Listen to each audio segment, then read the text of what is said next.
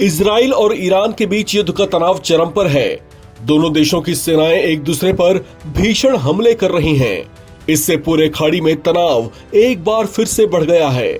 Israel के प्रधानमंत्री Netanyahu और ईरान के सुप्रीम लीडर अली खामेनेई एक दूसरे को आंखें दिखा रहे हैं। ऐसा लग रहा है जैसे बहुत जल्द ये युद्ध एक विनाशक रूप ले लेगा। इस युद्ध में अमेरिका और यूरोप का दखल होना भी शुरू हो चुका है।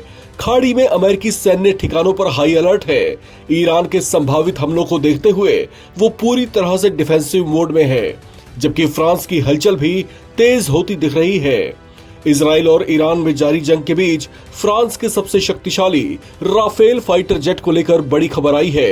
राफेल का संचालन अमेरिका और इजराइल के साथ जुड़ सकता है, जिसके बाद इसे मिडिल ईस्ट में तैनात किया जाएगा।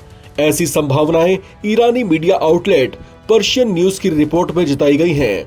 अगर ऐसा होता है तो ईरान और इजराइल युद्ध में अमेरिका और पश्चिमी देशों की इनडायरेक्ट सक्रियता की अटकलों को बल मिल जाएगा। राफेल फाइटर जेट का इस्तेमाल भारतीय वायुसेना भी करती है, जिसे अपनी जबरदस्त क्षमताओं के चलते इसे रैप्टर किलर भी कहा जाता है। इजराइल और ईरान में युद्ध के तनाव के बीच मिडिल ईस्ट में राफेल की तैनाती इस रीजन में फ्रांस के गहरे मिलिट्री कोऑर्डिनेशन को दिखाती है।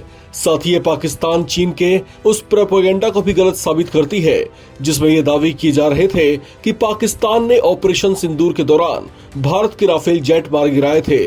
अगर ऐसा होता तो राफेल की विश्वसनीयता पर सवाल उठते और मिडिल ईस्ट में युद्ध के तनाव के बीच उसकी तैनाती पर विचार नहीं होता। राफेल को इस रीजन में तैनात करना इस बात को साबित करता है कि अमेरिका समेत शीर्ष सैन्य शक्तियों के बीच इसकी विश्वसनीयता बढ़ी हुई है। ईरान पर आरोप है कि वो चोरी छिपे अपने सैन्य परमाणु प्रोग्राम्स पर काम कर रहा है और खुद को परमाणु शक्ति संपन्न देश के तौर पर स्थापित करने की कोशिशों में जुटा हुआ है, जबकि यूरोप के अधिकतर देश और अमेरिका ऐसा होना नहीं देना चाहते।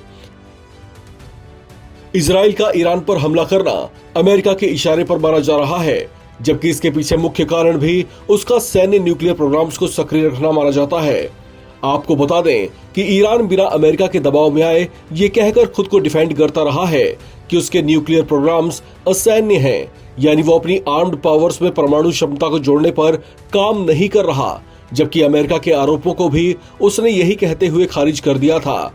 हालांकि इसे लेकर अमेरिका ने जब उसे न्यूक्लियर डील साइन करने को कहा तो उसने इनकार कर दिया, जिससे अमेरिका को ईरान के इरादों पर शक हुआ। ऐसा कहा जाता है कि ईरान पर हमले करने के लिए अमेरिका ही इजराइल को उकसा रहा है, जिसकी शह पर वो ईरान के महत्वपूर्ण ठिकानों पर बमबारी कर रहा है। हालांकि ईरान भी उसी अंदाज में मुंहतोड़ जवाब दे रहा है, लेकिन इस तनाव की शुरुआत को देखकर लगता नहीं कि ये सब कुछ इतनी जल्दी शांत हो जाएगा।